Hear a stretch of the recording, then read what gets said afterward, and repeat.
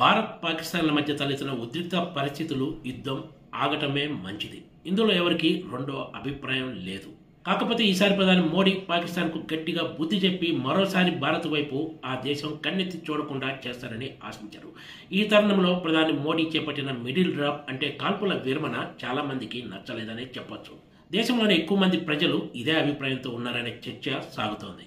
కరుడుగట్టిన ఉగ్రవాదులను ఎంపిక చేసుకున్న లక్ష్యాలపై దాడులతో హతమార్చిన పాకిస్తాన్ మాత్రం తన బుద్ధి ఏమాత్రం మార్చుకోకుండా తిరిగి భారత్పై దాడులు చేసి సామాన్య పౌరులు, సైనికులు, ప్రార్థనా మందిరాలను టార్గెట్ చేసుకున్న సంగతి తెలిసిందే. ఇవే లక్ష్యాలతో దాడులు కూడా చేసింది. ఈ దాడుల్లో కొంతమంది అమరులయ్యారు కూడా. మరోవైపు ఇప్పుడు పాకిస్తాన్ ఆర్థికంగా, అంతర్గతంగా ఎన్నో సమస్యలు ఎదుర్కొంటుంది. పాకిస్తాన్ను గట్టి దెబ్బ కొట్టడానికి ఇదే సరైన సమయం అని ఎక్కువ మంది భావించారు.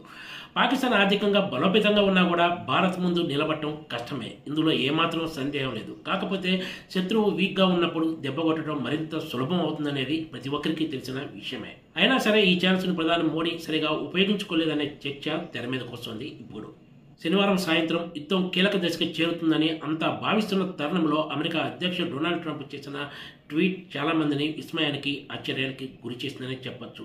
భారత్, పాకిస్తాన్లు కాల్పుల విరమణకు అంగీకరించాయని, దీనికోసం తాము ఎంతో కృషి చేసినట్లు ఆయన తన ట్వీట్లో ప్రస్తావించిన సంగతి తెలిసిందే. డొనాల్డ్ ట్రంప్ ట్వీట్ చేసిన తర్వాతనే భారత్, పాకిస్తాన్లు అధికారికంగా కాల్పుల విరమణపై ప్రకటన చేశాయి. భారత్, పాకిస్తాన్ల మధ్య యుద్ధం దీర్ఘకాలం కొనసాగాలని ఎవరూ కోరు కూడా. కాకపోతే పాకిస్తాన్కు గట్టిగా బుద్ధి చెప్పి కాల్పుల విరమణ ప్రకటన చేసి ఉంటే బాగుండేదనేది ఎక్కువ మంది అభిప్రాయం.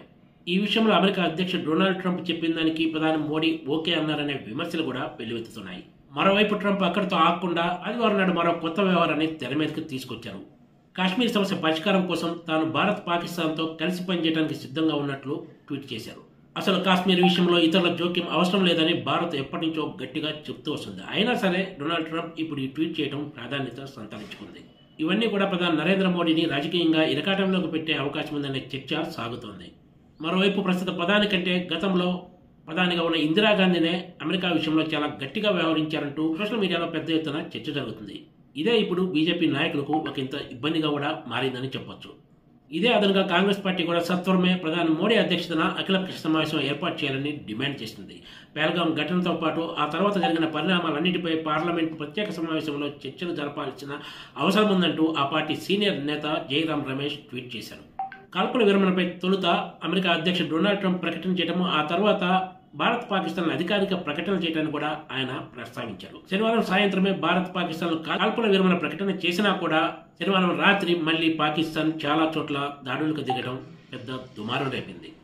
ఇలాంటి పాకిస్తాన్ను ఎలా నమ్మారంటూ పెద్ద ఎత్తున విమర్శలు వెల్లువెత్తిన సంగతి తెలిసిందే. Please subscribe TGTV.